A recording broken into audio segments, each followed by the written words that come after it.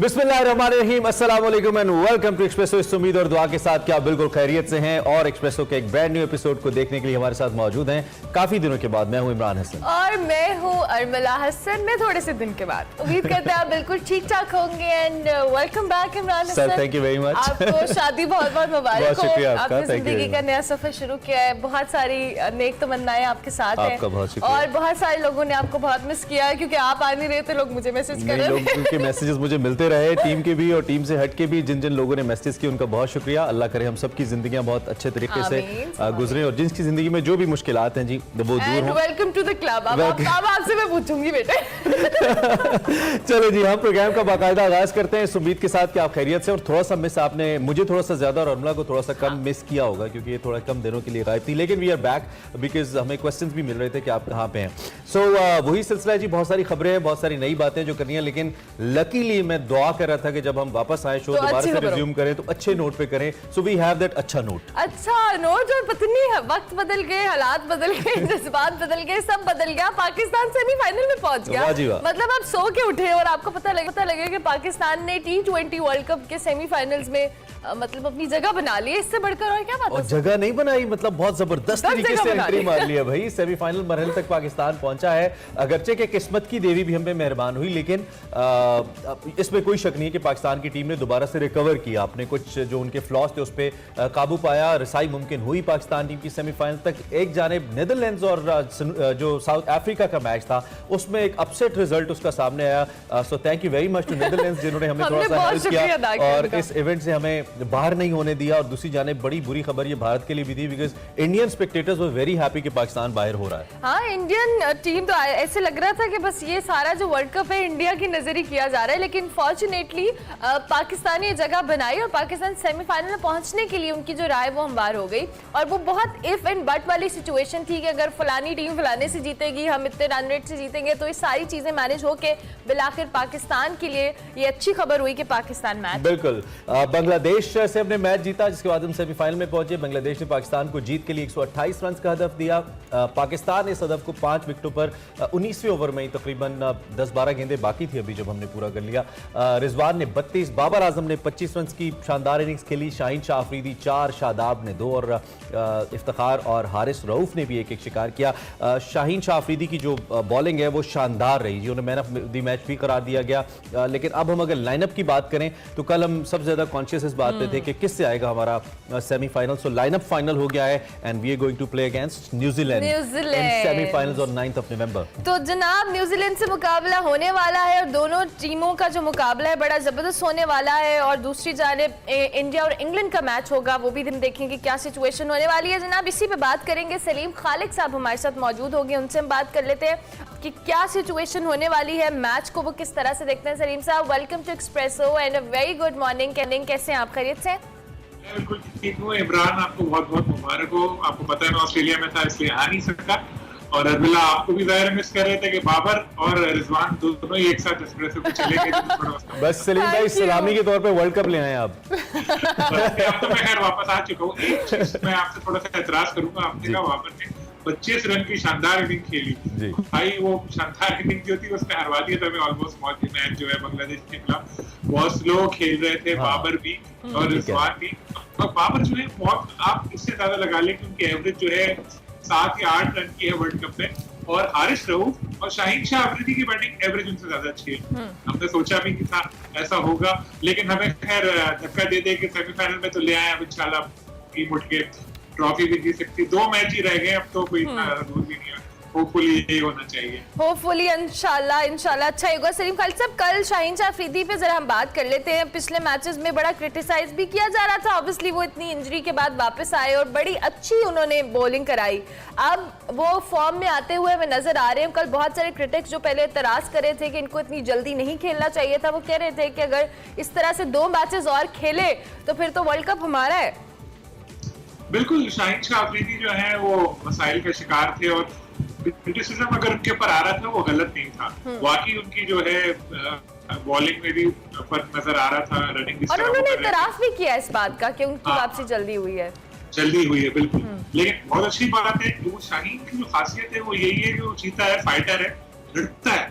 उसको कहते रहते थे पहले भी टीम मैनेजमेंट वाले, रेस्ट करो। वो कहते नहीं मुझे सारे मैच खेलने। एक तरह से अच्छी बात भी है, एक तरह से बुरी भी है कि जिसम पे बोझ पड़ता है। लेकिन जिस तरह से शाहीन ने बॉलिंग की बांग्लादेश के खिलाफ, वो पुराना वाला शाहीन हमें नजर आया। और अब न्यूजीलैंड के खिलाफ भी इसी तरह की परफॉर्मेंस सामने आए तो फिर क्या ही बात है। लेकिन पाकिस्तान के लिए अच्छी चीज है कि सेमीफाइनल से पहले, बड़े मैच से पहले हमारा जो मेन बॉलर है जो फॉर्म में वापस आ चुके हैं और नजर आ रहा है पुराना वाला शाहीन। कुछ तजियाकार सलीम खालिक साहब ये भी कहते हैं कि पाकिस्तान जैसी टीम के लिए बड़ा जरूरी होता है, क्योंकि उसके बाद the way they fight back, वो बड़े टाइटल को जीतने का स्पिरिट उनके अंदर उसके बाद पैदा होता है। और कई दफा आपने देखा है कि हम एक ऐसा बड़ा इंपॉर्टेंट मैच हारे, फिर उसके बाद हम टूर्नामेंट में वापस आए और फिर टूर्नामेंट जीत के वापस आए। तो ये जो हार हमें खासतौर पे जिम्बाब्वे के खिलाफ मिली, आई थिंक 1 रन से हमारे, उसके बाद हमने देखा कि टीम के ऊपर तनकीद भी हुई, लेकिन टीम दोबारा से जिसे कहना है कि मिलके खेली और एक अच्छी परफॉर्मेंस का मुजाहरा भी किया। कितना हेल्प करेगा पाकिस्तान को ये सेमीफाइनल जैसे बड़े मैच में खेलने के लिए, खासतौर पर अगेंस्ट न्यूजीलैंड? बिल्कुल ये चीज हेल्प करेगी कि एक बिल्कुल गिरी हुई टीम थी वो फिर उठ गई। खासतौर पर साउथ अफ्रीका के खिलाफ मैच था, वो एक इम्पोर्टेंट मैच था और पाकिस्तान ने वो मैच जीता। और उसके बाद अगर मगर जैसे आप कह रहे थे वो चलता रहा बहुत ज्यादा, ऐसा हो गया तो वैसा होगा वैसा। सच्ची बात बताऊं, मुझे उम्मीद नहीं थी कि पाकिस्तानी टीम जो है वो सेमीफाइनल में पहुंचेगी। बहुत कम लोगों को उम्मीद थी, क्योंकि नीदरलैंड जो है वो साउथ अफ्रीका को हरा देगा, शायद ही किसी ने ऐसा सोचा, लेकिन ऐसा हो गया। हमारा कुदरत का निजाम है, ये जो चीज है इसने हमारा बड़ा साथ दिया। और वाकई ये कि सब ऐसा लग रहा था हमें सेमीफाइनल में पहुंचाने के लिए लगे हुए। नीदरलैंड ने भी हमारी हेल्प की। तो इसका मतलब है सलीम भाई, दुआएं चलती हैं ना अभी भी क्रिकेट में। हम लोग तो कहना शुरू हो गए थे कि भाई दुआओं से नहीं होता, सिर्फ खेल से होता है। दुआएं काम करती हैं कहीं ना कहीं। काश ये दुआएं मुल्की हालात पे भी चले लोगों की। आमीन। ये आपने बिल्कुल ठीक है, मुल्की हालात पे दुआएं असर कर जाए तो क्या ही बात है, क्रिकेट टीम में तो कर गई। और जिससे आपने सलीम साहब खुद बोला कि एक्सपेक्ट कोई भी नहीं कर रहा था कि पाकिस्तानी टीम सेमीफाइनल्स के अंदर पहुंच जाएगी, जो सिचुएशन हमारी परफॉर्मेंस या ओवरऑल भी मैचेस की थी। अब हमारा न्यूजीलैंड के साथ सेमीफाइनल है। न्यूजीलैंड की टीम को हम बिल्कुल लाइट नहीं ले सकते, ऑब्वियसली बड़ी बेहतरीन टीम है और वो भी 92 के वर्ल्ड कप में भी न्यूजीलैंड से सेमीफाइनल था हमारा। तो अब ये न्यूजीलैंड से जो सेमीफाइनल की तैयारी है वो कितनी जरूरी है हमारे लिए? पाकिस्तान टीम पहुंच गई है सिडनी आज और तैयारियां तो यकीनी तौर पर शुरू होगी। लेकिन हमारी टीम जो है अब जो है उसका मोरल काफी अप हो चुका है और प्लेयर्स का अपने ऊपर ट्रस्ट भी बढ़ा है कि जी हम यहाँ तक आ गए तो हम और आगे भी जा सकते हैं। लेकिन जैसे आप लोग कह रहे हैं कि न्यूजीलैंड की टीम को बिल्कुल भी तरने वाला नहीं समझ सकते। ऑस्ट्रेलिया की टीम जो बाहर हुई सेमीफाइनल से पहले, न्यूजीलैंड का उसमें अहम किरदार है, उससे पहले मैच में उसको हराया था। यहाँ न्यूजीलैंड को एक ही मैच में शिकस्त हुई है, वो भी इंग्लैंड से हुई है जो दूसरे सेमीफाइनल खेलेगी इंडिया के साथ। तो बहुत अच्छी उनकी बैटिंग है, टॉप 4 उनके बहुत जबरदस्त है, ओपनर उनके बहुत एग्रेसिव है।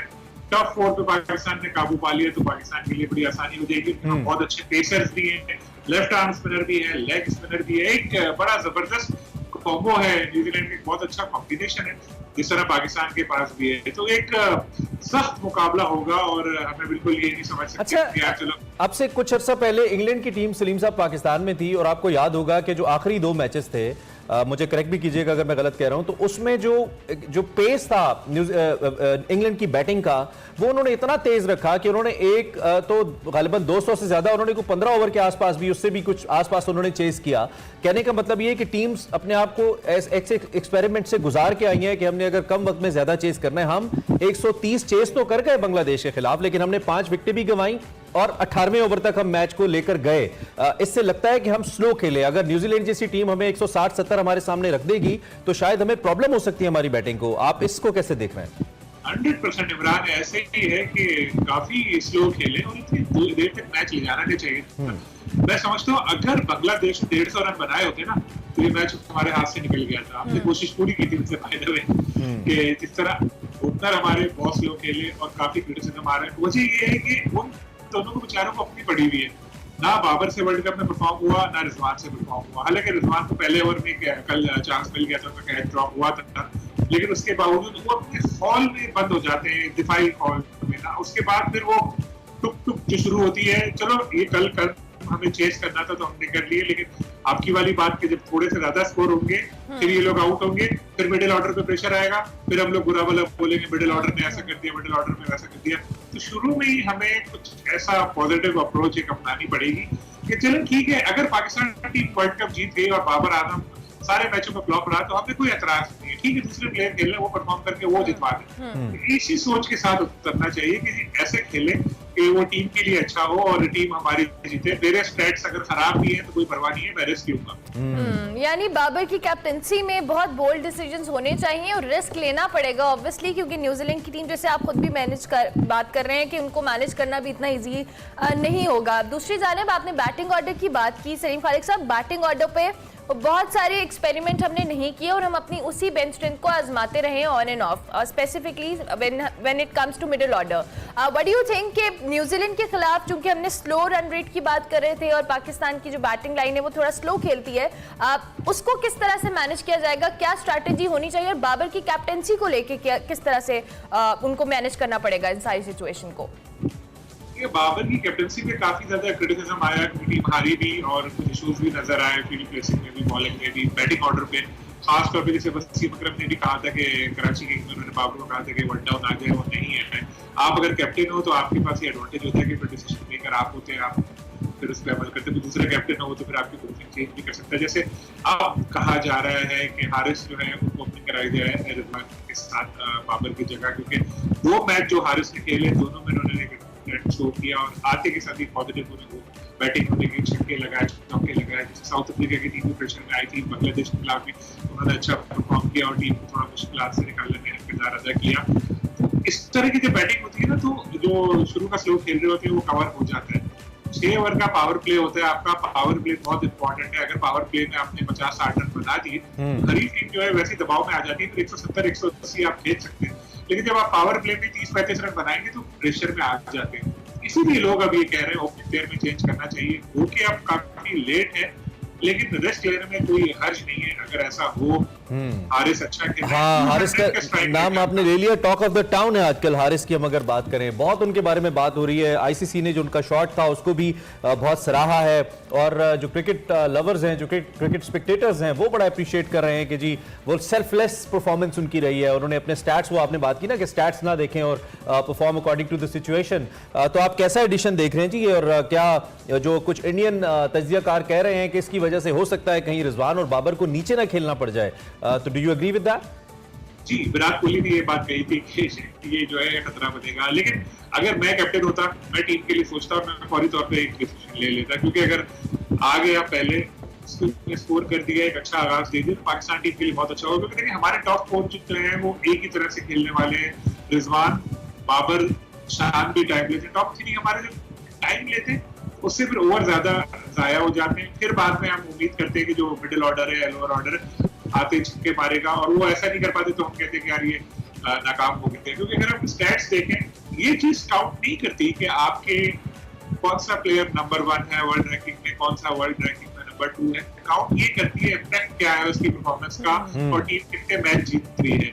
अब वो वक्त आ गया है कि आर या पार है, 2 मैचेस दूर है आप वर्ल्ड कप से, सिर्फ 2 मैचेस। ऐसे में बोल्ड डिसीजन लेने चाहिए कुछ, और होपफुली बाबर भी इसी लाइन पे सोच रहे होंगे, क्योंकि वो हम लोगों से ज्यादा टीम के लिए सोचते हैं, हमारे तो से हम ज्यादा अपनी टीम से फिर सलीम भाई कह सकते हैं सिर्फ 2 मैचेस का सवाल है बाबा। तो किस प्लेयर पे ज्यादा निगाह रखें हम? शाहीन पे तो है हमारी, हारिस चूंकि बिग बैश भी खेले हैं ऑस्ट्रेलिया के अंदर, फिर इफ्तिखार की बड़ी धूम है छक्कों को लेकर, तो किस प्लेयर पे हम नजर रखें? Who can be the most anticipated player in coming 2 matches, semifinals and finals? देखिए मैं अभी भी बाबर को बिल्कुल ऐसे रूल आउट नहीं करता कि बस वो नहीं खेलेगा, वो आउट ऑफ फॉर्म है, बड़ा प्लेयर है, क्या पता बड़े मैच में हमें अच्छी परफॉर्मेंस देखने को मिल जाए। तो बाबर के ऊपर रखिए आप बिल्कुल। अब इफ्तिखार की परफॉर्मेंस अच्छी है, मैं देखते रहता सोशल मीडिया पे लोग चाचा इफ्तिखार ये भी लगा रहे हो, बैटिंग भी कर रहे, तो नो डाउट उनकी परफॉर्मेंस अच्छी है। लेकिन एक प्लेयर को आप भूल रहे हैं, वो है शादाब खान। वो हमारी टीम की जान है। अगर हम लोग सेमीफाइनल में पहुंचे, शादाब खान को उसमें बहुत बड़ा किरदार है, ना सिर्फ बैटिंग बल्कि बॉलिंग भी। वो बंदा है very good fielder as well, energetic बंदा है। वो टीम में आता है, नई जान डाल देता है, लड़कों को बैक करता है, खुद भी परफॉर्म करता है, दूसरों से भी करवाता है। फ्यूचर कैप्टन भी इमरान ये बात लिखते हैं। अच्छा, जबरदस्त। इस्लामाबाद यूनाइटेड वाले खुश हो गए आपकी बात सुन के। सलीम साहब, ये जो आपने अभी बात की है, अच्छा चले अब आप दोनों हैं, बड़ा जो कह रहे हैं ना डिटेल्ड किस्म का एनालिसिस आप लोग दे रहे हैं। आप मुझे ये बताएं कि आप इंडिया पाकिस्तान का फाइनल देख रहे हैं?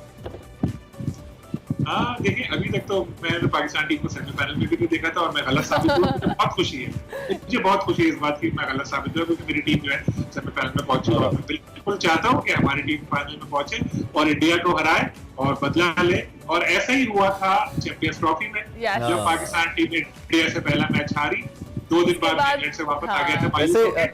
आप मायूस होकर आए हैं ऑस्ट्रेलिया से, ये बताएं। थोड़ा बहुत था ऐसा, इंग्लैंड से भी ऐसे ही हुआ था। फिर मैं फाइनल के लिए दोबारा गया था चैंपियंस ट्रॉफी में, हम लोग अल्लाह करे आपको दोबारा जाना पड़े फाइनल के लिए, हम तो ये चाहते हैं। लेकिन दूसरी जानिब सलीम भाई, हम ये कह रहे हैं, अमना ने जो कि नाम लिया भाई, ख्वाहिश तो हमारी भरपूर है, ख्वाहिश तो इतनी ज्यादा है पाकिस्तान वर्सेस इंडिया हो, न्यूट्रल वेन्यू हो। और वैसे ही सिडनी का इन्होंने जिक्र किया, तो सिडनी का जो स्टेडियम का थोड़ा थीम है सलीम भाई आपको बेहतर पता है, वो भी थोड़ा ग्रीन है, तो मुझे लगता है कि it will be all green match होने लगेगा जब सेमीज हम खेलेंगे वहां पे। अच्छा, दूसरी जानिब how do you see England versus India by the way, ये कैसा लाइनअप बना है? दोनों टीमें बड़ी जबरदस्त हैं, आई सी के मुझे लगता है इंडिया को बड़ी मुश्किल हो सकती है। बिल्कुल मुश्किल हो सकती है, क्योंकि अगर आप इमरान ओवरऑल अगर आप मुझसे पूछे ना, तो इस वर्ल्ड कप में हमें कोई एक ऐसी टीम भी नहीं मिली, चाहे न्यूजीलैंड को चलाए हम कह सकते थोड़ा बहुत, लेकिन बाकी कोई ऐसी टीम ऐसी नजर नहीं आ रही कि जो बहुत ज्यादा डोमिनेटिंग परफॉर्मेंस हो, जिसको हम कहें कि यार इसने हर हरीफ को बड़ा पिछाड़ दिया, ये तो बहुत ही खतरनाक टीम है, ये वर्ल्ड कप जीतने वाली है। सबकी टीम की परफॉर्मेंस में अप एंड डाउन नजर आए। इंडिया की टीम के लिए लकीली अच्छा हुआ कि उनके जो विराट कोहली है वो टाइम पे जो है फॉर्म में वापस आए, यहाँ आके वो जबरदस्त परफॉर्म कर रहे हैं, मैच में परफॉर्मेंस की गई सामने आ चुकी, पाकिस्तान के खिलाफ जिस तरह उन्होंने मैच जितवाया वहाँ क्या जबरदस्त। फिर स्काई मींस सूर्य कुमार यादव, ये जो उनका प्लेयर है जो T20 रैंकिंग में नंबर 1 भी बन गया, बड़ा जबरदस्त प्लेयर है, बड़ा एग्रेसिव प्लेयर है। लकीली पाकिस्तान के खिलाफ परफॉर्म नहीं कर पाता, मुझे बड़ी खुशी है। तो बॉलिंग भी उनकी बेहतर है, साथ में यानी ओवरऑल इंडियन टीम भी स्ट्रांग साइड पे है, लेकिन इंग्लैंड उनको टफ टाइम दे सकती है, middle situation. I don't see bye the way India going in the finals, ये मेरी एक ऑब्जर्वेशन है, बट लेट्स सी क्या होता है। Thank you very much Salim साहब, बहुत शुक्रिया, और हम दुआ करते हैं कि जिस मायूसी में आप वापस आए उतनी एक्साइटमेंट के साथ आप वापस ऑस्ट्रेलिया जाएं, करते रहे आप जाए और हम जब वर्ल्ड कप तो वापस आए। चलिए जनाब, हमें ब्रेक लेनी है, लेकिन चूंकि ब्रेक पर जाने से पहले हम मौसम की बात कर रहे थे आगाज में भी, और जब हमने स्टार्ट भी किया था कि मौसम बदल रहा है। लाहौर के अंदर जहां पर हम दीगर जगहों की बात करें, वहां पे हमने सैलाब मुतासरीन को बिल्कुल नहीं भूलना, क्योंकि इस मौसम में जब गर्मी से सर्दी की जानब जा रहे हैं और वहां पे अभी भी बहुत सारे मसाइल हैं, पानी भी खड़ा है, दूसरी जाने मौसम बदलने की वजह से लोग खुले आसमान तले जो वहां पर लोग खेमों के अंदर आबाद हैं उनके लिए बड़ी डिफिकल्टी है। तो जो लोग भी अभी तक इमदाद का सिलसिला हमने रोकना नहीं है, आप लोग इमदाद जितनी दे रहे हैं वो बहुत अच्छी बात है, लेकिन कहीं यही हमने कोई भी नेग्लिजेंसी शो नहीं करनी, क्योंकि अभी इस वक्त में उनको बड़ी ज़रूरत है, जब मौसम भी बदल रहा है, दीगर बीमारियां भी हैं, अभी मच्छर के मसाइल भी बहुत ज़्यादा है। सो ओवरऑल हालात को इतने अच्छे नहीं है, तो कोशिश करें कि जितनी मुमकिन हो सके उनकी हेल्प करें, उन्हें हमारी हेल्प की ज़रूरत है। बिल्कुल, हम इसके लिए आवाज़ भी उठाते रहेंगे, दुआ भी करते रहेंगे, आपको याद दहानी भी कराते रहेंगे, और अल्लाह करे कि इन लोगों की मुश्किलात हल हों, इस पर बात करते रहेंगे। हम इस वक्त एक ब्रेक लेते हैं, ब्रेक के बाद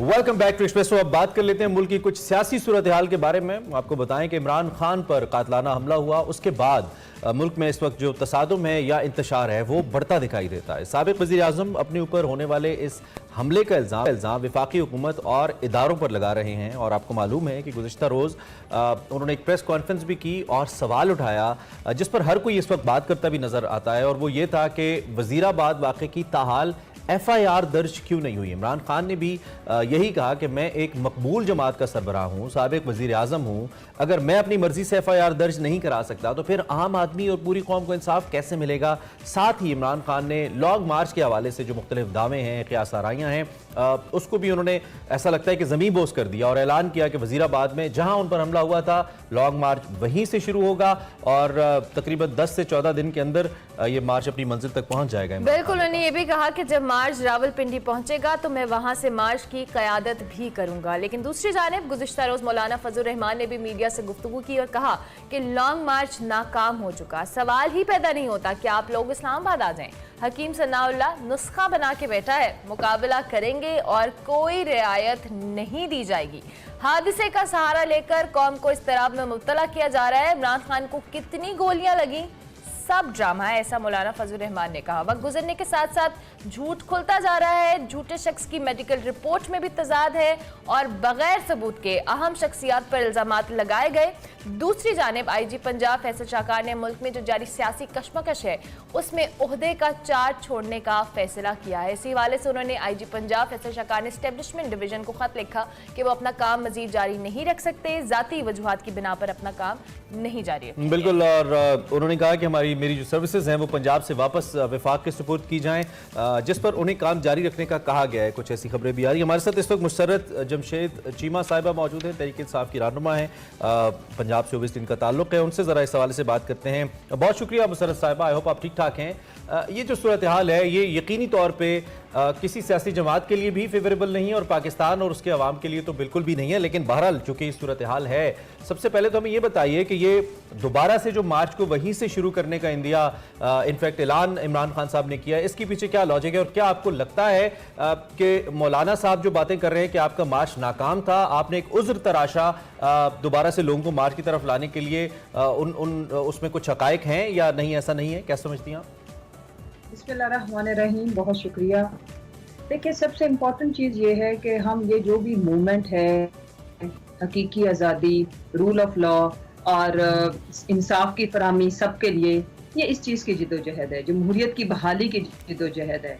ऑल दो आप देख लें ना कि पंजाब के अंदर पाकिस्तान का सबसे बड़ा सूबा, 12 करोड़ का सूबा, और इस मुल्क के एक्स प्राइम मिनिस्टर, पाकिस्तान के सबसे सिर्फ पॉपुलर लीडर नहीं, हकीकी पॉपुलर लीडर, जिनकी 4 सूबों में हुकूमत और वफाक में सबसे ज्यादा नंबर ऑफ सीट्स, और उनके ऊपर कातलाना हमला होता है। 11 से 12 लोगों को कई गोलियां लगती हैं, एक बंदा शहीद हो जाता है, हमारा कारकुन, और FIR अभी तक दर्ज नहीं हुई। और एक नाम और एक ऑफिसर और एक नाम के ऊपर इस मुल्क में पंजाब का सारा जो एक सिस्टम है उसको मुअत्तल करने की कोशिश की जा रही है। मुअत्तल इसलिए मैं कहूँगी कि हर कोई इस चीज में घबराहट का, इज़्तिराब का शिकार है। अगर खुदा ना खास्ता है कि किस ग्रेड के ऑफिसर का नाम आ गया तो पाकिस्तान पे कोई क़यामत टूट जाएगी। यही हमारी हकीकी आज़ादी की जंग है। देखें, अगर मेरे मुल्क का आइन इनको चाहिए था कि मुशर्रफ दौर भी आया, अयूब खान का दौर भी आया, याहिया साहब का दौर भी आया, उसमें फिर ये एक अमेंडमेंट कराते, या 73 का जब आइन बना था तो उसके बाद जो आई है डिक्टेटरशिप, ज़िया और मुशर्रफ, तब ये एक अमेंडमेंट कराते कि ये जो आर्मी से रिलेटेड जितने भी ओहदेदारान है, वो एक कांस्टेबल, सोल्जर से लेकर के तमाम, उनके ऊपर किसी किस्म के इस मुल्क में आईनी और कानूनी कार्रवाई नहीं हो सकती। तो आज हम ये बात, इस पे सब्र का घूंट भर लेते। लेकिन अगर मेरे मुल्क का आइन और कॉन्स्टिट्यूशन इनको मुबर्रा नहीं करता तो फिर ये FIR जो फर्स्ट इन्वेस्टिगेशन की जो रिपोर्ट है उसमें ये जो मुद्दई है उसका ये पहला हक है, और उसको हक ये कौन देता है? उसकी ख्वाहिश पे मबनी नहीं है, ये आपके मुल्क का आइन और कानून उसको हक देता है। लेकिन मैं कंप्लीट करूं, लेकिन इस मुल्क के अंदर ये पोल खुल गया। ये जितने भी पर्दे थे जो हम इशारों किनारों में बातें करते थे, आज वो वाजे हो गया कि जमहूरी लोग और जमहूरियत की कितनी कदर और कीमत है और कितने उनके पास इख्तियारात है। इस एक FIR ने सबका कच्चा एक जानिब आपका ये मौकिफ ठीक है कि अगर किसी पर कोई जुल्म ज्यादती हुई है तो उसकी FIR दर्ज होनी चाहिए, यहाँ तक आपका मौकिफ ठीक है। लेकिन आपके चेयरमैन ये भी कहते हैं कि अगर किसी पे इल्जाम लग गया तो पहले मुस्ताफी हो। वो इन तीनों शख्सियात के मुस्ताफी होने की भी बात कर रहे हैं, तो बगैर तहकीकात के कोई कैसे मुस्ताफी हो जाए? रात को राना सनाउल्लाह ने कहा कि आप पे भी इल्जाम लगते थे, इमरान खान साहब पे भी लगते थे, क्या वो मुस्ताफी हो गए थे? क्या उन्होंने पार्टी चेयरमैनशिप छोड़ दी थी? ये तो एक उसूल की बात तो ये है कि तहकीकात की जाए, अगर किसी पे इल्जाम साबित हो तो वो मुस्ताफी हो जाए। इल्जाम साबित होने से पहले किसी के मुस्ताफी होने का मुतालबा आप कैसे दुरुस्त समझती हैं मुशर्रफ साहिबा? जी, मेरी अर्ज सुने, ये इल्जाम नहीं है। हमें क्या धमकियां नहीं लगाई गई? क्या आजम स्वाति साहब की उनकी जो मिसेज है उनके साथ उनकी बरहीना वीडियो नहीं बनाई गई? मेरे कुछ सुनते जाइएगा पहले। उसके बाद क्या डॉक्टर शहबाज गिल को उठा के बरहीना तशद्दुद नहीं किया गया? उसके बाद क्या जब से ये जो दास्तानें रकम की गई हैं, हाँ किसी से अब छुपी हुई नहीं है, पता सबको ही है। उसके बाद जिस तरह से अरशद शरीफ को शहीद किया गया, उसके बाद हमारे एक बीसियों लोग हैं जिनको धमकियां में कॉलें, बीसियों में लोग हैं जिनकी करैक्टर असैसिनेशन, जिनको धमकियां। अब पहले तो ये होता था कि लोगों के अफेयर्स की वीडियोस लाई जाती थी, अब माशाअल्लाह ये ऐसा बदतरीन इखलाकियात से गिरा हुआ दौर है कि जिसमें हस्बैंड एंड वाइफ की भी जो प्रिवेसी और जो अल्लाह की तरफ से एक जायज रिश्ता है, इन्होंने उसके तकद्दुस को भी पामाल किया है। इन्होंने हमारी माओ बहनों बेटियों को ये मैसेज दिया है कि अगर तुम लोग हक और सच की आवाज उठाओगे तो आपके फैमिली मेंबर्स को ये वाला निशाना भी बना सकते हैं, ये इबरत का निशान। नो डाउट ये अच्छा ट्रेंड नहीं है मुसर्रत साहिबा, हम इसकी बिल्कुल उसको डिफेंड नहीं किसी तरह से भी कर सकते। बैक टू लॉन्ग मार्च, जिस तरह से अभी आपने बात की और कल खान साहब ने प्रेस कॉन्फ्रेंस भी की कि मार्च वहीं से शुरू होगा, लेकिन हमने देखा कि अनफॉर्चुनेटली जब मार्च पोस्टपोन हुआ या ख़त्म हुआ तो किसी अच्छे नोट के ऊपर नहीं हुआ, कुछ जो कहने बदअमनी की सूरत हाल हमें नज़र आई। अब तहरीक इंसाफ के लिए इस मार्च को कंटिन्यू करना और पुराने तरीके से करना, क्योंकि जो वफाकी हुकूमत है या वफाकी वज़ीर दाखिला हैं वो भी यही कह रहे हैं कि हम भी हर तरह से तैयार हैं और इसको आप लोगों के लिए पुरान रखना और उस पर जो वफाकी हुकूमत की जिम्मेदारी है वो भी बहुत मैटर करती है। तो किस तरह से देखती हैं आप? देखिए, सबसे पहले तो पुरअमन तो हम थे ना, गोलियां तो हमारे पे चलाई गई और हमें इन्होंने हमारे लीडर को रास्ते से हटाने की कोशिश की। हमारे 11-12 लोगों को सीधी गोलियां लगी हैं, एक बंदा शहीद हो गया, ये कोई मजाक तो नहीं है। दूसरी जो इम्पोर्टेंट चीज है वो ये कि लॉन्ग मार्च पुरअमन था, करोड़ों लोगों पे मुश्तमिल एक एक दिन में हमारे मुख्तलिफ जगहों के ऊपर हमारे इकट्ठ होते रहे। अभी भी लॉन्ग मार्च में लाखों की तादाद में लोग मौजूद थे। खाली गुजरावाला में अगर आप देखें तो कोई 3 लाख से ऊपर लोग मौजूद थे। तो हमने तो कोई एक गमला, कोई पत्ता भी नहीं हिलाया। जो सबसे इम्पोर्टेंट चीज है जिसको समझने की जरूरत है वो ये है कि हेलो, आर यू लिसनिंग? जी बिल्कुल आवाज आ रही है जी। तो मैं ये अर्ज करना चाहती हूँ कि ये हमारा प्रोटेस्ट तो है। खाली सुन ले, हमारी है क्या rule of law, justice for all और अमन की बहाली। ठीक, ये आपका एजेंडा है। ठीक है, मेरा आखिरी सवाल, उसके सिर्फ 2 हिस्से हैं। एक ये कि आपकी हुकूमत में आप FIR दर्ज नहीं करवा पा रहे। इमरान खान साहब पिछली हुकूमत के बारे में कहते थे मैं बेख्तियार था, अगर अभी भी पंजाब हुकूमत बेख्तियार है, छोड़ क्यों नहीं देते? लोग सवाल कर रहे हैं, नंबर 1। नंबर 2, तकरीबन 7 दिन उससे ज्यादा हो चुके आपके मार्च को, उसके बाद आप पे हमला हुआ। वो 6 दिन की क्या अचीवमेंट है इस मार्च की जो आपको लगता है कि दोबारा आप जब शुरू करेंगे और 14 दिन में पिंडी पहुंचेंगे तो वो अचीवमेंट डबल या ट्रिपल हो जाएगी और आपके जो अहदाफ है, ये मकासद है आपकी पार्टी के, वो मिल जाएंगे? देखिए, सबसे पहले तो अचीवमेंट ये है कि जो पाकिस्तान की तारीख में कभी भी नहीं हुआ वो हमने होते देखा। कभी कोई प्रेस कॉन्फ्रेंस आ गई पसीने छूटे हुए, उसके बाद अगला क्या हुआ कि जी अटैक कर दिया हमारे ऊपर। इसको भी अगर आप वैसे देखें तो दुश्मन घबरा गया है ना, जो अपने समझता है। हमारी जितनी भी ये 11 PDM जमातें घबराई। दुश्मन किसको कह रही है? मैं ये हमारे जिन्होंने, मैं शहबाज शरीफ को और राना सनाउल्लाह को कह रही हूँ। अच्छा। देखें, ये आज भी जो इनकी तारड़ की मौजूदगी में जिस तरह का उस बंदे ने, खैर वो अरेस्ट हो गया है, जो वो बयान दे रहा था, तो फिर मुझे ये बताएं मरियम साहिबा कितनी कोई इस्लामी है? फितना, अगर ये हमें कहते हैं फितनी फसाद की जड़, और ये कितना को PMLN शहबाज शरीयत के मुताबिक जिंदगी गुजारता है। तो अनफॉर्चुनेटली मुसर्रत साहिबा हमारे पास वक्त खत्म हो गया, लेकिन आपके तज्जिए और इनकी घबराहट की यही हमारी कामयाबी है ना, इनको समझ नहीं आ रहा। आपकी कामयाबी आपके नजदीक के ये लोग घबरा गए हैं। Thank you very much Musarrat Jamshed Cheema साहिबा, बहुत शुक्रिया। मौजूदा सियासी सूरत हाल कुछ इतनी अच्छी नहीं है, जो मुल्क में अनस्टेबिलिटी है पॉलिटिकल, वो कुछ हौसला अफजा इस हवाले से नहीं है कि मुल्क तशद्दुद की सियासत बहरहाल नहीं होनी चाहिए। ये हर एहतजाज का हक सबको, बिल्कुल एहतजाज, लेकिन पुरअमन होना चाहिए। इसी नोट पर ब्रेक लेते हैं जी, ब्रेक के बाद वापस आते हैं। Welcome back to Expresso. आपको मालूम है कि हम मुख्तलिफ अहम ऐसे मौज़ूआत पे बात करते रहते हैं जिसका ताल्लुक पब्लिक हेल्थ से है, आम लोगों से है, मुल्क से है। हम अगर क्लाइमेट चेंज की बात करें, इस वक्त पाकिस्तान दुनिया के शायद सबसे ऊपर है इस ग्राफ के अंदर उन ममालिक में जो कि मुतासिर हो रहे हैं या हुए हैं अब तक, और इसका नतीजा भी हमने देखा, कभी सैलाब, कभी दीगर मौसमियाती तब्दीलियाँ। तो इसको अगर हम एक खामोश कातिल कहें तो भी आई थिंक हमला गलत नहीं होगा, चूँकि इससे हमारी जो आने वाली नस्लें हैं वो अभी तक तो लाइल्म है या शायद इसकी ये कितना सीरियस मसला उनको इल्म नहीं है, लेकिन ये इतना बड़ा प्रॉब्लम है इस वक्त और तवातुर से पाकिस्तान इसके अंदर घुसता चला जा रहा है, कोई सोल्यूशन भी इसका नज़र नहीं आ रहा, जो आने वाले वक्त में बहुत बड़े मसाइल हमारे लिए लेकर आएगा। लाहौर की हम अक्सर बात करते हैं, since we are sitting in the city, आलूदा तरीन शहरों में शुमार होता है, कराची हो, लाहौर हो, आए दिन जो हेल्थ इंडेक्स है वो खतरनाक तरीन हद तक उसमें बिल्कुल रेड लाइन क्रॉस होती जा रही है और ये बहुत अलार्मिंग सिचुएशन है। ऐसी सूरत हाल में माहिरीन भी हंगामी हालत जो है इसको नाफिज करने के हवाले से कह रहे हैं और सबसे इंपॉर्टेंट शहरियों के लिए यही सजेशन है कि जब भी आप घर से निकलें मास्क का इस्तेमाल करें। कोविड ने एटलीस्ट हमें इतना आदी तो कर दिया है कि हम मास्क पहने। आप इसी सारी सूरत हाल पे बात करेंगे कि लाहौर के हवाले से और स्मॉग का फैक्टर है 2017 के बाद बहुत ज़्यादा जो है इसको हमारी एटमॉस्फेयर के अंदर हमें नजर आने लग गया। इसी पे बात करेंगे। प्रोफेसर डॉक्टर जुल्फ़िकार अली साहब हमारे साथ मौजूद हैं। He is expert in environmental health and wild life. Doctor साहब को हम खुशामदीद कहेंगे। Thank you very much professor साहब। सबसे पहले तो ये जो स्मॉग है हम इस पर बार बार बात कर रहे हैं। 2017 के बाद हमने देखा कि बहुत ज़्यादा इंटेंसिटी इसकी वक्त के साथ साथ हो रही है। लाहौर एक बार फिर आलूदा तरीन शहर है। क्या फिनोमिना है ये स्मॉग का, ज़रा थोड़ा सा एक्सप्लेन करें, then I will further talk about it. जी, असल में 2016 से पहले स्मॉग का फिनोमिना ऐसे प्रिवेल नहीं करता था।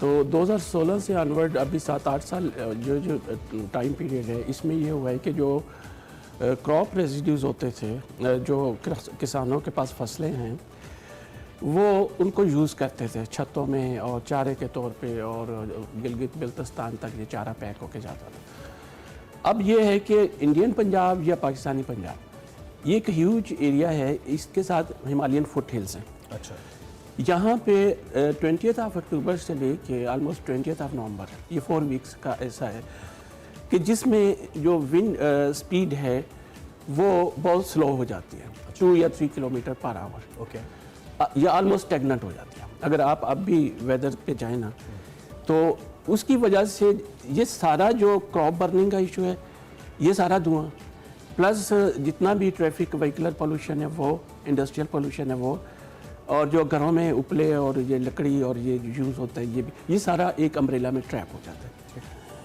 एडिशनली इसी दौर में जो है ना दिल्ली और उस साइड के ऊपर ये दिवाली का त्यौहार भी होता है जिसमें ह्यूज वो बर्निंग और वो सारा चीज़, ये सारा कम्युलेट होकर स्मोक फिनोमेना बनता है। और ये इतना डेंजरस है कि जो AQI है 200 या 300 से अबव, ये इतना ख़तरनाक है आपको दुनिया की तमाम एजेंसीज कहती हैं कि आप एक्सपोज ना हो बाय इंडोर इन्वायरमेंट में रहें। और आइडियली ये कि 25 माइक्रोग्राम पर क्यूबिक मीटर होनी चाहिए। अच्छा, और जो यूरोप में है और उन्होंने इस स्टैंडर्ड को मेंटेन किया है, ये WHO के स्टैंडर्ड्स हैं। हम तो 100 से नीचे कभी तब आते हैं जब बहुत अच्छी तरह से रेन हो जाए, वाश आउट हो जाए और इतनी जो हवा है वो तेज़ हो कि वो डाइल्यूट कर दे सारे पोल्यूशन। तो आप ये कह रहे हैं कि हम मुसलसल एक इंतहाई आलूदा, सिर्फ आलूदा नहीं, इंतहाई आलूदा फिजा में 300, 400 और अभी तो 500 प्लस क्या है। अच्छा। जो और मैंने ये किया था कि हमारे पास मॉनिटरिंग के लिए कोई ऐसी चीज़ थी नहीं जेन्युइन जिसको हम दुनिया में रिप्रेजेंट कर सकते। तो मैंने ब्रिटिश यूनिवर्सिटीज़ के तावन से, मेरे ज़्यादातर प्रोजेक्ट्स उनके साथ हैं, तो हमने ये सेंसर कुछ डेवलप किया और लाहौर में और सराउंडिंग में लगाए और कंजस्टेड नॉन कंजस्टेड हर एरिया में, जिससे एटलीस्ट हमें आइडिया हो गया। हमें ये तो कितने पोल्यूशन सब हम एक रीजन तो हम इस पे डिस्कस करते रहते हैं। मैं अभी आपसे ऑफियर भी बात कर रहा था, सोल्यूशन समझ नहीं आता क्योंकि इतना मैस लेवल पे है। सबसे बड़ा मसला हमारी आबादी है, मुसलसल बढ़ रही है, वसाइल कम है। आप जैसे एक्सपर्ट सोल्यूशन क्या देते हैं इससे निकलने के लिए? शॉर्ट टर्म तो कुछ नहीं हो सकता, लॉन्ग टर्म ही होगा, लेकिन कहाँ से शुरू करें? इसमें सबसे पहले तो आप इंडिया और हमारा ट्रांसबाउंडरी इशू है। इंडिया में मैं इस दफ़ा का 2022 का डेटा अगर आपको बताऊं तो उनसे कंट्रोल नहीं हुआ। अच्छा, 31 अक्टूबर तक जो उनकी क्रॉप बर्निंग जो नासा ने पिक्चर शो की वो 5 टाइम्स ज़्यादा थी, यानी कि 7000 क्रॉप बर्निंग केसेस थे इंडियन पंजाब में। पाकिस्तानी पंजाब में 1000-1200 के करीब थे। ये उतने ही 5, क्योंकि गवर्नमेंट ने बहुत सारे एक्शंस लिए, क्रॉप बर्निंग के ऊपर फाइन किया व्हीकल्स को, और ये एड भी आ रही है टीवी के ऊपर और अवेयरनेस कैंपेन भी चल रही है। तो पहले तो ये दोनों गवर्नमेंट मिल के, क्योंकि अवाम तो दोनों जो है ना मुतासर हो रहे हैं, चाहे इंडिया की हो चाहे पाकिस्तान की हो। इवन ये ग्लोबल इशू है। हम इसको ये नहीं कहेंगे, ये इससे बियॉन्ड जाएगा तो दूसरे अदर कंट्रीज में ट्रांसबाउंडरी पोल्यूटेंट के तौर पे ये जाएगा। अच्छा डॉक्टर साहब, जिस तरह से आपने कहा कि सॉल्यूशंस तो है हमारे पास, लेकिन उन पे इम्प्लीमेंट होना भी और प्रिवेंशन भी, ऑब्वियसली हमें प्रिवेंट भी तो करना है इन सारी चीज़ों को। पिछली हर हुकूमत आती है वो कहती है जी इन्वायरमेंटल या क्लाइमेट चेंज या जो स्मॉग का एलिमेंट इस पर हमने कंट्रोल करना है, लेकिन अनफॉर्चुनेटली उस तरह से ऐलानात किए जाते हैं, उस पर इम्प्लीमेंट नहीं होता। इम्प्लीमेंटेशन भी तो एक बहुत बड़ा मसला है। बहुत मुश्किल है। पाकिस्तान जैसे या इंडिया जैसे मुल्क में इतना पैसा ही नहीं है कि वो ह्यूज लेवल पे, जैसे चाइना एक स्मोक वो सक करने वाले बड़े बड़े आलात लगा देता है धुएं को, डस्ट को, पार्टिकुलेट मैटर को, NO2 को, SO2 को, ओजोन को, VOCs को। तो हमारे यहाँ इतना पैसा गवर्नमेंट के पास नहीं है कि ये इमीडिएट कोई सोल्यूशन कर सके। अगर इसमें ख़ास तौर पे यूनाइटेड नेशन या ये IPCC क्लाइमेट चेंज वाले, ये सारे इसमें इस इशू को इस तरह से ले लें, इंडिया और गवर्नमेंट पाकिस्तान को दोनों को मिला के बैठ लें, साथ नेपाल है, भूटान है, इनको सबका, क्योंकि जॉइंट इशू है, तो फिर हम जितने एक्शन ले सकते हैं इसको रिड्यूस करने के, क्रॉप बर्निंग पे स्ट्रिक्टली हम काफ़ी हैं जो अभी तक लिए हमने एक्शन आपके ख्याल में? नहीं है। हम नेचुरली, एक तो मैं चलो आपको ये भी बता दूं, नेचुरली हम इसको 100% कंट्रोल कर भी नहीं सकते, ठीक है, क्योंकि ये जो अम्ब्रेला फिनोमेना है, ये एक वेदर फिनोमेना है जिसमें इस अम्ब्रेला के अंदर ये ट्रैप हो जाते हैं, और ये तीसरे या चौथे हफ्ते में नवंबर के मिड के बाद जाके विंड स्पीड जो है 10 से 12 किलोमीटर पे। आम आदमी जो आपको देख रहा है, अब लास्ट मिनट 50 सेकेंड्स, आम आदमी क्या करे इसमें, अपना रोल कैसे प्ले करे आम पाकिस्तानी? मेरा ख्याल है कि ये ज़रूर करें कि बच्चे, बूढ़े और एस्थमेटिक्स जो हैं, दमे वाले मरीज़ हैं, TB वाले हैं, जिनकी इम्यूनिटी पहले ही कंप्रोमाइज्ड है, वो ज़्यादातर इंडोर एक्सपोज ना करें, क्योंकि उससे इम्यूनिटी और रिड्यूस होगी और मोर्टेलिटी रेट भी बहुत बढ़, यानी एहतियात करें, घर से निकलते हुए मास्क का इस्तेमाल करें। तो वही मस्त प्रोफेसर डॉक्टर जुल्फ़िकार अली हमारे साथ मौजूद थे। स्मॉग के हवाले से हम बात कर रहे थे जी, आप अपने तौर पर एहतियात करें, क्योंकि नेचुरल फिनोमेना, इसके हवाले से हुकूमतें तो प्रिवेंशन करनी चाहिए। अनफॉर्चुनेटली ऐलानात किए जाते हैं, लेकिन उस पर इम्प्लीमेंट करना खासा मुश्किल नजर आता है। कराची में एक अच्छा इनिशिएटिव बहरहाल लिया गया है। अब से कुछ दिन पहले आपको एक खबर हमने दी थी, नई बसें आ रही हैं कराची में। बड़ा अजीब लगता है मुझे कराची में ऐसी बस देख के, क्योंकि W11 इतना अर्सा हमने देखी है। बहरहाल आज से जी इलेक्ट्रिक बसें, ये बिजली पे चलने वाली चार्जेबल बसें कराची में आपको दौड़ती नजर आएंगी। अल्लाह करे दौड़ती नजर भी आए, लोगों की मुश्किलात हल हों, और ये एक सोल्यूशन है, वन ऑफ द सोल्यूशंस है स्मोक से बचने के लिए। इस पर हम बात करते रहेंगे। ब्रेक लेते हैं, ब्रेक के बाद फिर आते हैं। Welcome back to Expresso. बात कर लेते हैं कुछ अब स्पोर्ट्स के हवाले से, एक्सप्रेसो हीरोज के हवाले से। विद दैट, ऐसा टैलेंट जो पाकिस्तान में कहीं भी अच्छा परफॉर्म करे और एक्सप्रेसो में ना, ये नहीं हो सकता, ये बात आपको मालूम है। हम बात करेंगे इस्लामाबाद में चौथी एशियन ओपन ताइक्वांडो चैंपियनशिप के हवाले से, जो कि जारी है। इसमें हमारे जो नेशनल प्लेयर्स हैं, इनकी परफॉर्मेंस बहुत ही ज़बरदस्त रही है जी। इस चैंपियनशिप में 18 ममालिक हैं और 400 से ज़्यादा एथलीट्स हैं जो कि शिरकत कर रहे हैं।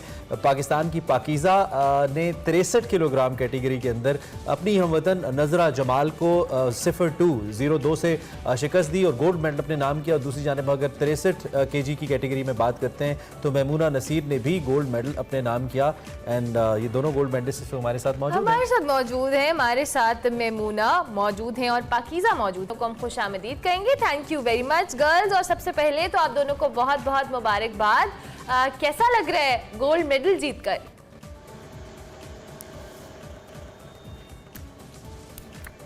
पाकीज़ा एंड मैमूना, आपको आवाज आ रही है? जी जी आ रही है। कैसी हैं आप दोनों? हम ठीक ठाक, अल्हम्दुलिल्लाह ठीक है। अच्छा, तो ये बताएं कि गोल्ड मेडल जीतकर इस चैंपियनशिप में पार्टिसिपेट करके कैसा लगा, कितनी खुशी हुई? बहुत ज्यादा हुई, और इतनी हमारी ऐसी फीलिंग्स हैं जो हम एक्सप्रेस भी नहीं कर सकते। हाँ जी बिल्कुल, क्योंकि इंटरनेशनल इवेंट था और उसमें भी फिर गोल्ड लेना, तो ये बहुत ही खुशी की बात थी। और अभी तक भी हम बहुत खुश हैं। वो जो हमारी फीलिंग्स थी उस वक्त जब हमने पाकिस्तान को रिप्रेजेंट किया झंडा लेके, तो वो फीलिंग्स अभी तक भी हमारी हैं और हम बहुत खुश हैं कि हमारा। आप एक्सप्रेस पे है, एक्सप्रेसो में है, तो एक्सप्रेस करें, हम ये चाहते हैं आप एक्सप्रेस करें। थोड़ा सा अपनी गेम के बारे में हमें बताइए, कब से आप खेल रहे हो? सबसे पहले पाकीज़ा आप बताओ, कब से आप खेल रहे हो और कितना खेल चुकी है अब तक? कौन कौन से अहम इवेंट्स? मुझे भी 4 साल से ज्यादा हो गए ताइक्वांडो करते हुए, और अभी काफी ज्यादा एक्सपीरियंस हो गया इंटरनेशनल का भी और नेशनल लेवल पे भी। जबरदस्त। और मैमूना, आप बताओ, आप कब से खेल रही हो और अभी जिस तरह से आप ट्रेनिंग कर रही हो, आपने इंटरनेशनल जैसे खुद का इवेंट के अंदर पार्टिसिपेट किया, जो आपके इतने सालों की ट्रेनिंग है, काम आई इस चैंपियनशिप में? ऑब्वियसली काम आई तो गोल्ड मेडल जीता है। जी बिल्कुल, मैं 2016 से खेल रही हूँ, मतलब कि 7th ईयर अभी मुझे स्टार्ट है, तो तब से मैं ट्रेनिंग कर रही हूँ। मैंने काफी सारी चैंपियनशिप भी खेली, अल्हम्दुलिल्लाह मैं 3 टाइम नेशनल गोल्ड भी हूँ, और बाकी भी मैंने बहुत से इवेंट्स खेले, मतलब डिस्ट्रिक्ट लेवल पे भी खेले, नेशनल लेवल पे भी खेले, पर ये जो इंटरनेशनल लेवल था ये मेरा फर्स्ट इवेंट था, तो इसमें भी डायरेक्ट गोल्ड लेना तो ये बहुत ही खुशी की बात थी मेरे लिए, और बहुत ही मैं खुश हुई इस चीज से कि मेरा फर्स्ट इवेंट था इंटरनेशनल, तो इसमें मैंने गोल्ड मेडल हासिल किया। अच्छा, ये जो ताइक्वांडो है ये बाकी जो टाइप ऑफ मार्शल आर्ट्स हैं उससे किस तरह से मुख्तलिफ है? और हम एक सवाल हमेशा अपने एथलीट से, अपने प्लेयर से करते हैं, उनकी ट्रेनिंग्स के हवाले से होता है, क्या आपकी ट्रेनिंग डोमेस्टिकली पाकिस्तान के जो कोचेज हैं उनके जरिए ही हुई है या हो रही है, या कुछ इंटरनेशनल कोचेज भी इसमें शामिल हैं? सो इन डिटेल्स हमें इस बारे में आप दोनों बताइए। नहीं, मेरे जो फादर हैं सर नसीर बलोच, वही हमें इस चीज की ट्रेनिंग कराते हैं ताइक्वांडो की। अच्छा। मेरे सर भी हैं और मेरे फादर भी हैं, तो हमने शुरू से यूनि से ट्रेनिंग ली है, चाहे वो इंटरनेशनल इवेंट्स पे हम लेते हैं या नेशनल इवेंट पे लेते हैं। हम अपनी एकेडमी, मतलब IS सीनियर ताइक्वांडो एकेडमी जो है, हम उसी में ट्रेनिंग करते हैं, और हमें सर नसीर बलोच ही उसी में ट्रेनिंग कराते हैं। बाकी नेशनल कोचेस, इंटरनेशनल कोचेस, हाँ इवेंट में हम उनको देखते हैं, वो अपनी टीम्स के साथ आए होते हैं। काफी दफा उन्होंने हायर भी किया हमें कि आप आए गेम्स ज्वाइन करें। ये नसीर बलोच वही हैं जो खुद काफी ज्यादा रिकॉर्ड्स रखते हैं? नसीर बलोच वही हैं? Record I think I'm just confusing. Maybe I said there is a athlete जिनके पास गिनीज बुक बहुत ज्यादा है। अच्छा, ये भी बताइएगा पाकीज़ा, ऑब्वियसली ताइक्वांडो में बहुत सारे जो हैं लड़कियां, आप जिस तरह से आप लोग माशाल्लाह यंग हो, आप लोगों ने चैंपियनशिप और इंटरनेशनल इवेंट्स पे पार्टिसिपेट किया, लड़कियों की तादाद कितनी है जहां पे आप ट्रेनिंग भी करती हो? क्योंकि ताइक्वांडो में ऑब्वियसली लड़कों का स्पोर्ट भी जो फिजिकल स्ट्रेंथ वाला होता है उसको कहा जाता है, तो आप लोग गर्ल्स की रेशो किस तरह से देखती हो? हमारी 20 to 25 से ज्यादा लड़कियां हमारी ऐसी हैं जो ब्लैक बेल्ट हैं, और उसके अच्छा। अलावा मतलब हमारी काफी ज्यादा स्ट्रेंथ है, मतलब आई थिंक 50-60 प्लस होगी, इसमें छोटे बच्चों से लेके बड़े तक, यूनिवर्सिटी लेवल की लड़कियां तक हमारे पास आती हैं। तो इसमें जो ब्लैक बेल्ट का स्टैंडर्ड है, क्या वो दीगर ममालिक जैसे खास तौर पे हमारे साउथ एशियन ममालिक हैं या दीगर ममालिक हैं एशिया के जिनमें ताइक्वांडो बहुत ज़्यादा खेला जाता है, चीन हो गया, कोरिया वगैरह हो गया, इस ब्लैक बेल्ट का स्टैंडर्ड सेम है या हमारा स्टैंडर्ड थोड़ा मुख्तलिफ है उससे? नहीं, वैसे ब्लैक बेल्ट का स्टैंडर्ड सेम होता है, क्योंकि ब्लैक बेल्ट वो लास्ट स्टेज होती है हमारी ट्रेनिंग की, जिसमें हमारी बेसिक्स हर चीज ठीक हो जाती है।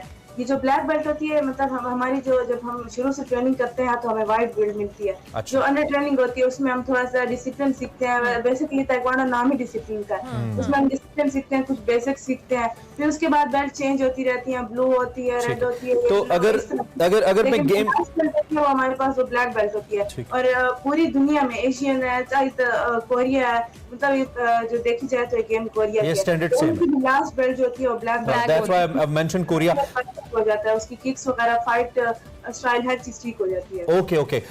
गेम रूल्स जो हमारी नेशनल, वैसे तो आप गोल्ड मेडलिस्ट हो, आप नेशनल लेवल पे भी खेले हो, इंटरनेशनल प्लेयर्स के साथ खेले हो, जो गेम रूल्स हैं जो हम नेशनली ताइक्वांडो खेल रहे हैं वो और जो इंटरनेशनली खेली जाती है, वो गेम रूल्स भी सेम है या हम कहीं ना कहीं थोड़ा रिलैक्स्ड खेलते हैं इसको?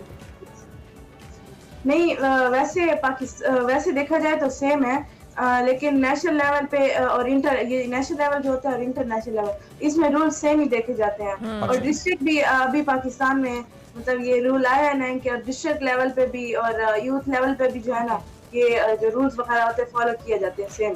ठीक हो गया। अब ये बताएं कि इस चैंपियनशिप में ऑब्वियसली पाकीज़ा आपने नजरा जमाल को हराया था और फिर गोल्ड मेडल अपने नाम किया, ऑब्वियसली अपनी हमवतन है, लेकिन स्टिल कोई ऐसी फाइट, कोई ऐसा प्लेयर जिसके साथ आप लोगों को फाइट करने में बहुत मजा आया हो या थोड़ा टफ लगा हो, चैलेंजिंग लगा हो? पाकीज़ा आप बताएं पहले, फिर हम मैमूना से भी पूछेंगे।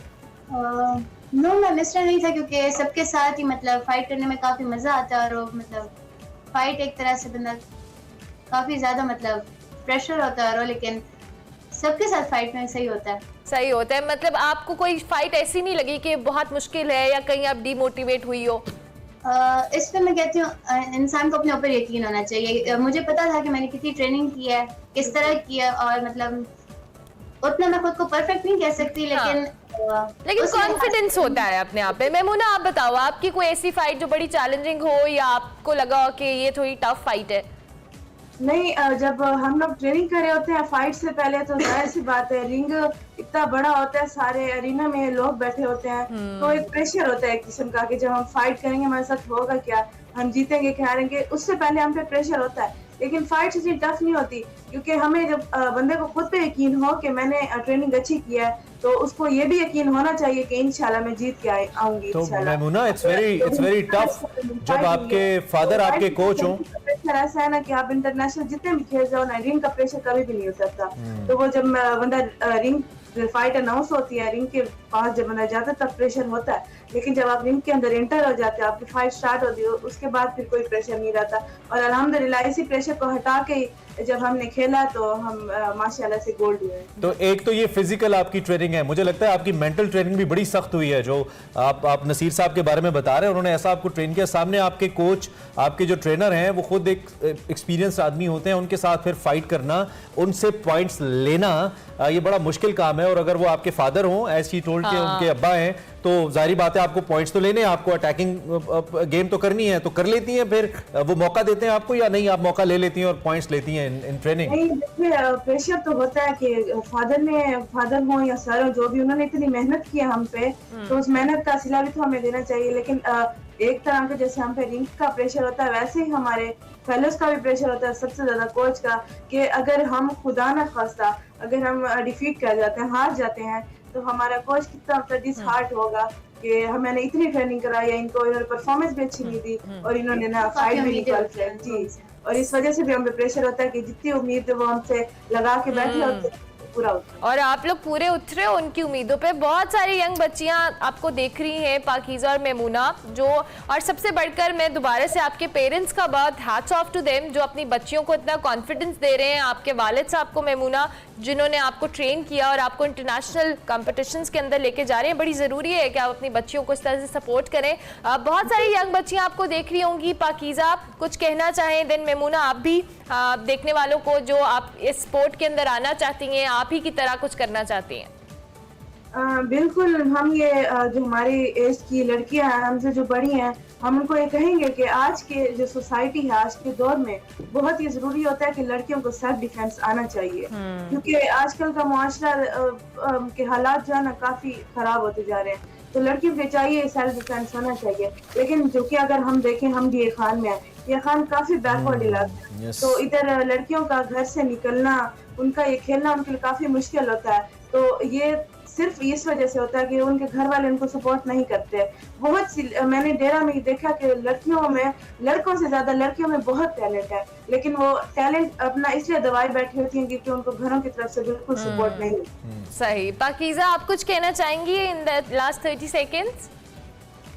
मैं बस यही कहूंगी कि मतलब अच्छी चीज़ है हमारे लिए, हमारी मेंटल एंड फिजिकल हेल्थ के लिए हमारे लिए अच्छा है, स्ट्रेस रिलीज के लिए, अपना मतलब इम्यूनिटी बंदा स्ट्रॉन्ग कर सकता है इससे। और आप दोनों से मिलके बहुत अच्छा है, एक साइड से देखा जाए, अपना सेल्फ डिफेंस कर सकता है और इंसान में इतना कॉन्फिडेंस आ जाता है। और हम जो है मतलब जब तक हमें किसी बंदे की सपोर्ट ना हो तो हम कभी भी जो है ना आगे नहीं जा सकते। कोई तो इस बारे में कहना कोई चाहूंगी, हुकूमती सपोर्ट मिली आपको इस टाइटल जीतने पे? कोई इनाम शिनाम मिला? कोई हुकूमती ओहदेदार, किसी मिनिस्ट्री ने कुछ नहीं, दिया? अभी तक कोई नहीं मिला, क्योंकि अगर मैं गवर्नमेंट की बात करूं तो हमारी गवर्नमेंट बिल्कुल भी इस चीज में हमें सपोर्ट नहीं करती कि हमारी बच्चियां इतनी मेहनत करती हैं, जाती हैं आउट ऑफ सिटीज, हालांकि बहुत से मसलेआत पीछे खड़े होते हैं घर की तरफ से भी, तो वो जाती हैं बाहर खेल के आती हैं, जब वो मेडल कोई भी लेके आते हैं तो यहाँ गवर्नमेंट को तो पता ही नहीं होता कौन सी तो मिलनी चाहिए। We wish you a very best of luck Maimuna and Pakeezah, आप दोनों का शुक्रिया, और हम दुआ करते हैं कि हुकूमती तरफ से भी आपको सपोर्ट मिले, और रिक्वेस्ट भी करते हैं कि ऑब्वियसली लड़कियों के लिए इस तरह के खेल में आगे जाना और जीत कर आना ये इट्सेल्फ बहुत चैलेंजिंग है। बच्चियों को भी, चाहे लड़के हैं लड़की, स्पोर्ट्समैन के लिए ये लेवरेज होना चाहिए, ये उनके लिए कंपनसेशन होनी चाहिए कि अगर वो कुछ जीत कर आ रहे हैं तो उनको कुछ ना कुछ इसका रिगार्ड मिलना चाहिए। बिल्कुल। ब्रेक लेते हैं, ब्रेक के बाद आते हैं। टू एक्सप्रेसो प्रोग्राम का वक्त खत्म होने वाला है, लेकिन जाते जाते हम आपको एक्सरसाइज, आपको पता है, लाजमी कराते हैं। और आज चूंकि मंडे है तो हाँ, खुद नहीं करते, उसके लिए हाफिज खालिद मलिक साहब हमारे साथ मौजूद हैं। जी sir. Thank you so much sir. आज जो मैं आपको एक्सरसाइज बताने वाला हूँ वो हमारी है लेग्स की ट्रेनिंग। किसी भी बिल्डिंग की बुनियाद जब तक स्ट्रांग नहीं होती वो बिल्डिंग स्ट्रांग नहीं होती। हमारे जो बिगनर हैं वो बहुत मेजर मिस्टेक ये करते हैं कि वो लेग्स डे वाले दिन स्किप कर लेते हैं। देखिए, जब तक आपकी लेग स्ट्रांग नहीं होगी, आपकी बॉडी, आपकी जो बिल्डिंग है, जो अल्लाह ने ये बिल्डअप किया है, ये स्ट्रांग नहीं हो सकती। आपकी लेग्स की ट्रेनिंग स्ट्रांग होगी, लेग स्ट्रांग होगी, इसके बेशुमार फ़ायदे हैं। आपका स्टेमिना अच्छा होगा, आप कभी भी थकेंगे नहीं, आप कार्डियो अच्छा कर सकते हैं। और आखिर वाले वक्त में जब हम बूढ़े होते हैं उस वक्त हमारी थाइज़, अक्सर आपने देखा होगा कि लेग्स जो हैं वो हमारी बहुत वीक हो जाती हैं, हमारे ग्लूट मसल बहुत वीक हो जाते हैं। उसकी वजह यह है कि अगर हम आज ट्रेनिंग लेग्स की अच्छी करेंगे तो आखिरी दिन तक हमारे ग्लूट मसल भी अच्छे रहेंगे और हमारी लेग्स भी स्ट्रांग रहेंगी। Let's start training. सबसे पहले हम करेंगे स्क्वाट। हमारी स्क्वाट की ट्रेनिंग वैसे तो स्मिथ मशीन के ऊपर होती है, पावर रैक के ऊपर होती है। चूँकि मेरे पास मशीन नहीं है सो हम इसी पे ही परफॉर्म करेंगे। इसकी भी रेपिटेशन हम 10 to 12 करेंगे।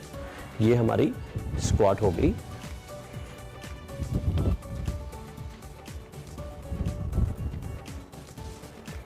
पूरा इसको आपने डाउन जाना है, देन अप, पूरा डाउन देन अप, पूरा डाउन देन अप। इसके बाद हम ट्रेनिंग करने वाले हैं front squat. Front double squat होगी हमारी। आप ये रॉड के साथ भी परफॉर्म कर सकते हैं, डबल के साथ भी कर सकते हैं। इसकी भी रेपिटेशन 10 to 12 होंगी। पूरा डाउन जाना आपने, then up, full down then up. इसके साथ हम करेंगे सोमो स्क्वाट। सोमो स्क्वाट हमारी थर्ड ट्रेनिंग है। ये होगी, ये हमारी ट्रेनिंग है सोमो स्क्वाट। बहुत सारी गर्ल्स हैं जिनका इनर थाई का इशू है, जहाँ पे उनको फैट है इनर थाई में, उसको निकालने के लिए ये ट्रेनिंग सबसे बेस्ट है। ये है हमारी सोमो स्क्वाट। सोमो स्क्वाट में कम से कम 1 मीटर का वाया होना चाहिए आपका, टांगें आपकी खुली होनी चाहिए।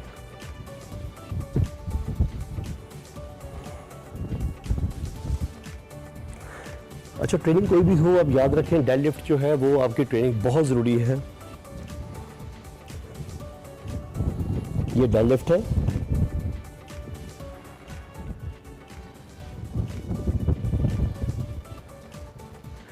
डेड लिफ्ट से आपका कोर मसल, आपकी थाइज, आपकी लेग्स, हर चीज़ बेटर होती है।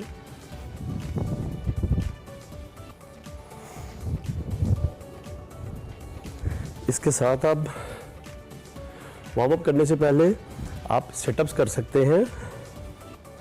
जब सेटअप्स आप वार्म अप में भी कर सकते हैं और आफ्टर ट्रेनिंग आप 50 to 100 सेटअप्स कर सकते हैं। स्टेप्स में ये है,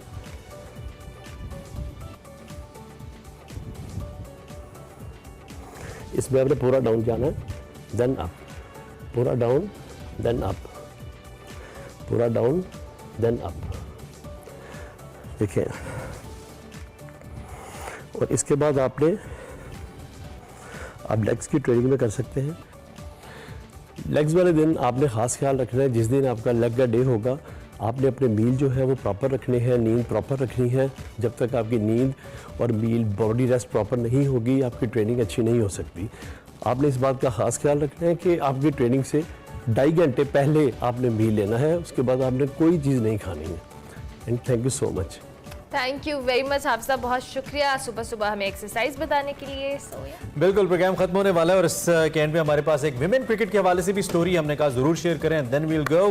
पाकिस्तान विमेन क्रिकेट टीम जबरदस्त खेल रही है। आपको पता है आयरलैंड की टीम पाकिस्तान के दौरे पे है और दूसरा मैच जो इस वनडे सीरीज के सिलसिले में खेला गया उसमें भी पाकिस्तान विमेन क्रिकेट टीम ने कामयाबी हासिल की है। 3 मैचों की सीरीज 2-0 से जीत ली है और अब जो ट्रॉफी पे हमारा कब्जा है वो यकीनी हो चुका है।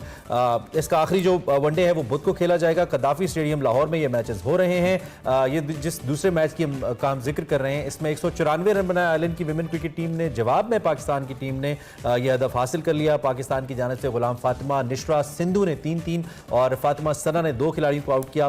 पाकिस्तान विमेन ने सिर्फ 32.4 ओवर्स में यानी कि बेहतरीन औसत के साथ ये टारगेट पूरा किया। और इस मौके पर सिदरा के 91 रन कैसे हम भूल सकते हैं, जबरदस्त खेली हैं और उन्होंने 91 रन भी स्कोर किए। So good luck wicket team, I hope कि आप आइंदा भी ऐसे खेलेंगी। और रिसेंटली एशिया कप के अंदर भी पाकिस्तान विमेन टीम ने बहुत अच्छा परफॉर्म और अभी बाबर आजम की मैं ट्वीट देख रही थी, वो भी सिडनी पहुंच चुके हैं जी। अब तैयारी हो रही है न्यूजीलैंड के साथ सेमीफाइनल की। सो दोनों टीम्स को बेस्ट ऑफ लक जनाब। Temperatures are getting high. Yes, program का वक्त खत्म हुआ। आपसे हमारी मुलाकात होगी कल। फीडबैक हमारे सोशल मीडिया हैंडल्स पे दीजिएगा। कल तक के लिए हमारी तरफ से अल्लाह अल्लाह हाफ़िज़। हाफ़िज़।